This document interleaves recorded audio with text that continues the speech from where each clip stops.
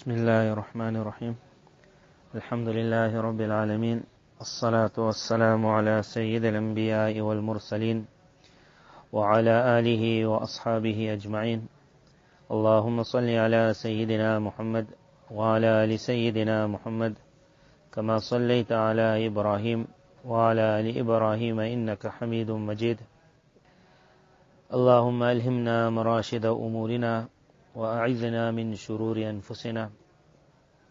There are certain ahadith in the chapter of Ashratu Sa'ah, the signs of the hour, which are very general, and it would have been noticed already years before, and as it goes closer and closer it will become even more obvious. Certain narrations it mentioned a time will come where two people having relations in the open, and then the most that the person will do to them, he'll say, but don't do it right here in the middle of the road. Why don't you just do it on the side? At one time when that was heard, it was like, where will this ever happen? But already the world has entered that time where governments have made laws. Certain countries there's a law there that if two people want to have relations in a public area, just a few years ago it was regarded as a crime. If two people were caught, it was called that this is not a clean act. But how fast the rule changed. That if now two people want to have relations in a public area, it is a crime to say to them, what are you doing? How fast it changed. So one time when those ahadith would be seen, it was like, how will this ever happen? And then very fast the world is changing. Certain narrations are those that we saw it already, and as days goes it gets bigger. And there are certain narrations where a person will say, I still wish to see exactly how this will happen. But so fast the world is going. So the one narration that comes in Ashratu Sa'ah, which is like the one that we were supposed to discuss. But when I read it, and it's such a time I read it where a lot of things are happening in the Arab world, which those people who live in those lands will understand that this is not the Arab lands of yesterday. For the last couple of years, perhaps from the year 2000, already in the Arab lands, a lot of change was shown. And a lot of things which you would never see in the lands of the Arabs, like gardens and water. Those people who used to drive, they used to say, hey, we're seeing gardens. But what it meant is like when you go into a desert, and they buy a lot of grass and they put it on the side. So as you're driving, you see grass, you say, hey, grass in the desert, you get so happy. Then you see a little bit water. So already at that time they said, like, this is the sign of Qiyamah, that in the desert you are getting a garden. But as we are going to go now into this next, what is called 10 years, previously we had spoken about Neom, the city of the future. So if a person, alhamdulillah, you students, you all don't have phones. But if the people outside, they know about. One time if Neom was mentioned, no one will be able to like pick up what is Neom. Now it's an advertised thing. Whoever got money, come and invest here. This is your paradise of tomorrow. Neom, the city of tomorrow. If a person looks at that picture, what they have of Neom and what is in place, it's a very big picture, but one part. First the narration, Allah's Nabi sallallahu alaihi wasallam said, La taqumu as-sa'ah. The hour will not come until there will be so much of wealth, hatta yakthur al-mal. Now when we say so much of wealth, it can either one mean that the whole world will become wealthy. That I doubt. But you will have this year that there will be two gaps between the poor and the rich. Such a gap will be made that when you're in your own environment, you will think there's no poor people at all. It will make the rich people so far from the poor people. The poor people will still be there. South Africa might see an example of it, where they say the cities of tomorrow. In those cities you will not see a beggar. In your understanding, there are no beggars. You will enter into your city of affluence and wealth, and you will leave it. those children who will grow up in that city which is called a closed city, they will never know there is something called the poor. It will be beyond their understanding. How can a man be poor? Because they will see not a single poor person. And in these lands it will be the same. So much of wealth, حَتَّى يُخْرِجَ الرَّجُلُ زَكَاةَ أَمْوَالِهِ.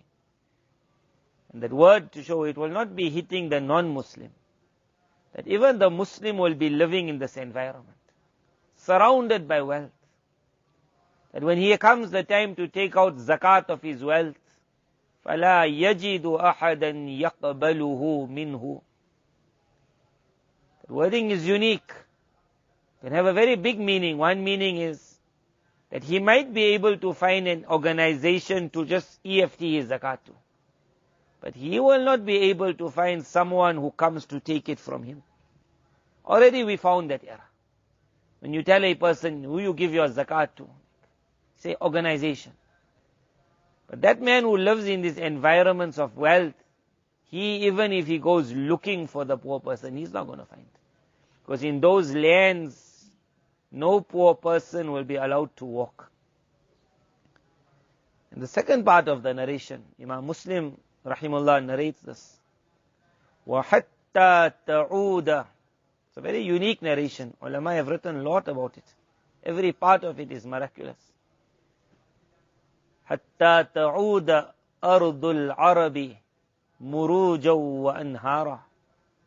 حَتَّى تَعُودَ أَرْضُ الْعَرَبِ مُرُوجًا وَأَنْهَارًا. Translation will be, until the land of the Arabs once again becomes. Marj Muruj means gardens, huge gardens. وَأَنْهَارًا, and rivers flowing. So the first question will be that when you say again becomes, like when was the land of the Arabs ever a garden? So some would explain that sometimes in the Arabic language, عَادَ يَعُودُ means to become. It doesn't have to mean until it again becomes. Like how in the verse of Quran when they said, أَوْ لَتَعُودُنَّ فِي مِلَّتِنَا, that we will pelt you all unless you all return to our faith. Whereas those people of Iman were never in the faith of Kufr. But when Alim wrote that there was a time when the land of the Arabs were gardens. There was a time when Hud alayhi salam said to his people, أَمَدَّكُمْ بِأَنْعَامٍ وَبَنِينَ وَجَنَّاتٍ وَعُيُونَ. So about 10,000 years ago, there were gardens in these lands.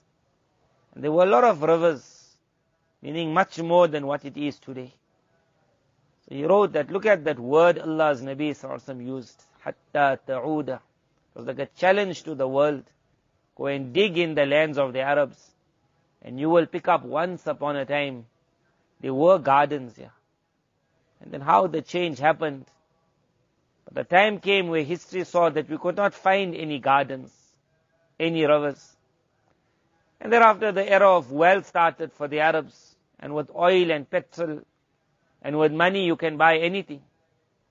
So then you could buy grass, and you could plant it. But still it wouldn't be called muruj. Marjun muruj is called al-ardul wasi'a kathirun nabat tamrujud dawabu fihi. It is called so much of greenery that you see the animals when they're going to graze. One is called ra'a.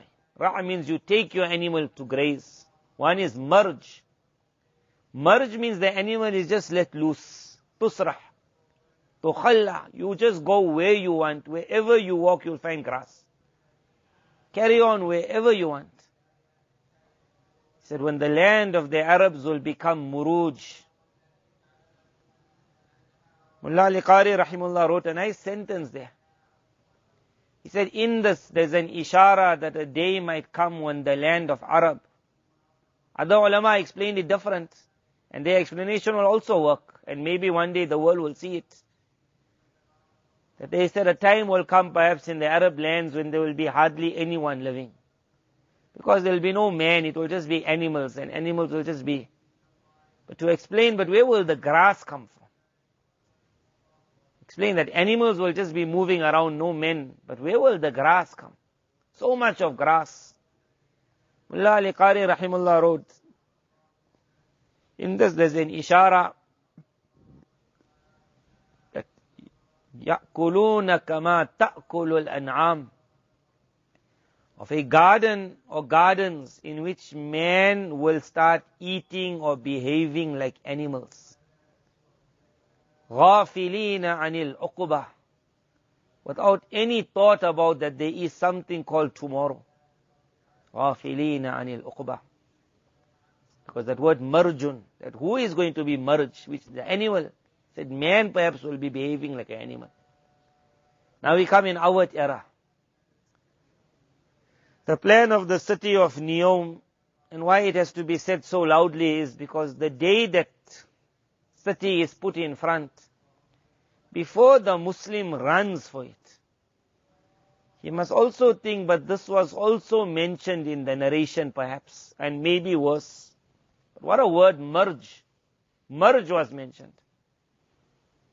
That as though you were an animal just eating how you want, wherever you want. So the plan for the city, one part of this, is where you have the Red Sea. So the Red Sea is your water. What a, like a dream it is called, dream come true. But they're going to make this dream perhaps, most likely. From one side you're pulling from the Red Sea, so one line of this. There's other plans, but just one. At the moment is spoken about a lot. 100 miles. So 100 miles is a good amount of land. 100 miles going through desert land. 100 miles. In this 100 miles, you're going to have garden after garden after garden after garden after garden. Each garden itself will be like a city. In the city, the purpose is to be a garden, not like the modern world, but the gardens of the past. Imagine. We will tell the Arab, become like South Africa. They'll say, we're becoming better than South Africa. In South Africa, you got gardens, but between it, roads. That's not called a garden. That is not called the grazing lands of the animals of the past. Grazing lands of the animals of the past had no road. In this project of theirs, there'll be no road. Imagine what a word, merge. When it will become again that grazing lands. They want that the top part on which man lives is only grass. Only grass. So then you'll wonder, so then how does man then travel? Only grass. And only waters. So it's only rivers and grass. The city will be such that everything will be within walking distance for you. That city where you live in. So there's no need for you to buy a car. Say on top you might see drones flying. But there will be no roads. But if you want to go to the next city, then you will just go in, most likely it's an elevator, and you will go underground. Underground will be the roads. Anything that's needed to supply the top, meaning that fresh air, that will also be on level 1, like underground level 1. And the roads will be underground level 2. So air will be pumped into, but you'll see no machines because everything is under you. When you are walking in that land, what a word was used when the land of the Arabs will become marj, muruj. It will become grazing areas. What a sentence Mullah Ali Qari wrote. That perhaps it won't be animals. Perhaps it will be man grazing. Because already they wrote that in these areas, whatever man desires will be brought at his feet. Alcohol will be openly served. There will be parks. Imagine their dreams. I don't know if you know what's Jurassic Park. So Jurassic Park was like an old story where you had dinosaurs. Can we recreate the dinosaur? So they will have the Jurassic Park there. But it will be robots that will look exactly as a dinosaur. So people will not go now to see lions and tigers in the zoo. You will go to see the dinosaurs of the past. And they will look more real than the animals of today. This will be a city which they have written, not a single movement will take place except that it will be recorded. Every move will be, meaning so much security, you don't have to worry about anything. Not a movement will take place. A city where fresh air will be of the highest level, so sickness can't come. Fresh air, because it's just being pumped, oxygen. You will be living in a garden of paradise. Now you think of that word, حَتَّى تَعُودَ أَرْضُ الْعَرَبِ بُرُوجًا وَأَنْهَارًا. The day when it becomes that garden, then you will find people, and it will be perhaps even Muslims, who will move in those gardens like animals. غَافِلِينَ عَنِ الْأُقْبَةِ. Once they set foot, they will forget that there is something called a year after. Obviously in that city, I don't know if ever they'll allow one masjid to come up. You can get everything, but if you say, I want a place to pray, then they'll say, this may be in your house if you want to. But you can't ask for a masjid. This is a place where we don't want a virus to spread. This is a place where everyone is under ours. Every movement is known. Any certain sickness not allowed to enter into this. You'll have to go through a process perhaps to set foot onto that land.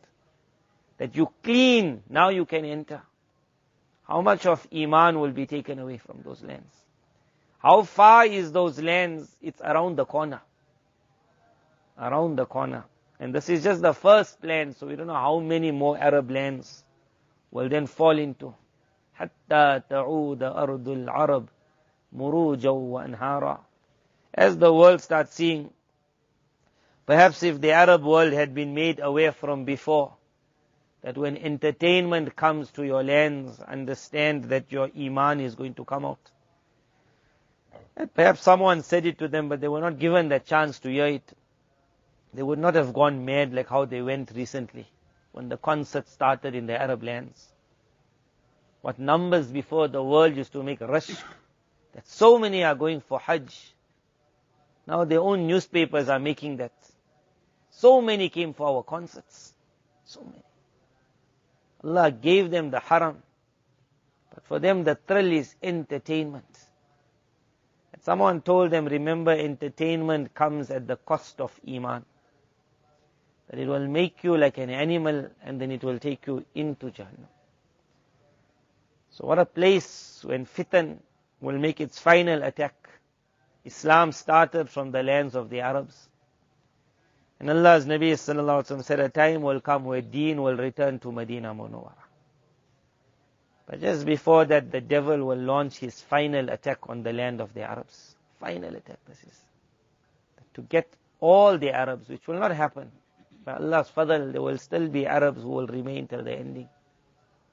The Sahabi said, when they heard of, when the world will fall upon this ummah, and they will devour them like people devour food. Then one question was asked, وَأَيْنَ الْعَرَبُ يَوْمَئِذٍ يَا رَسُولَ اللَّهِ.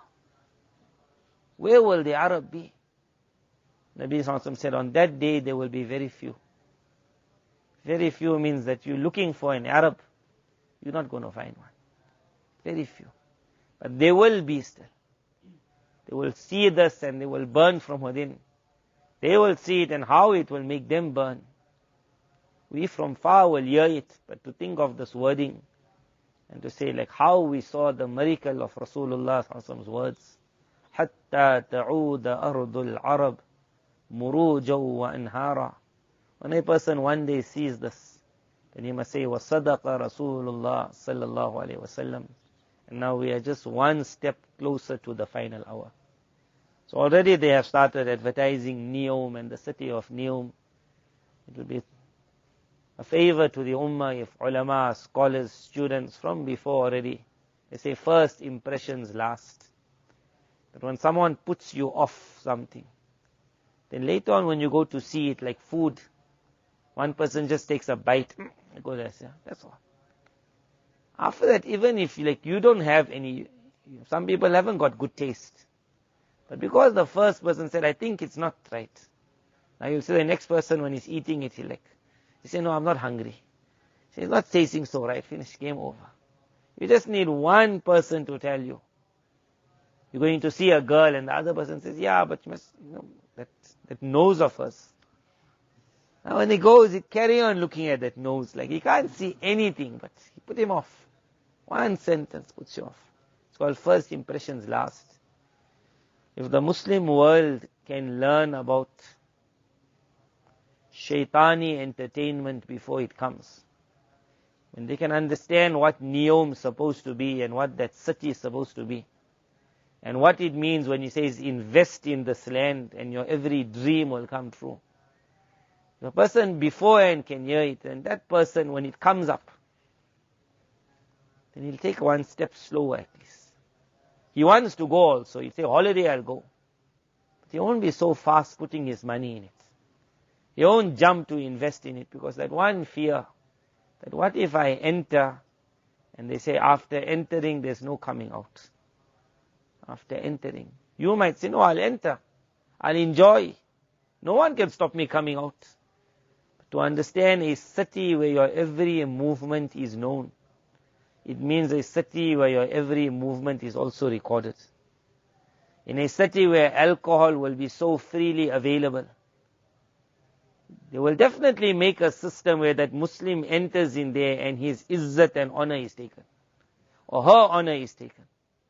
And then before that believer wants to come out of that city and come back to Iman, then very easy for the robot to say, where are you going? But why don't you stay? The person say, I don't like this life anymore. Look what's happening to my children. Say, where are you going to go? Because wherever you go in the world will be disgraced.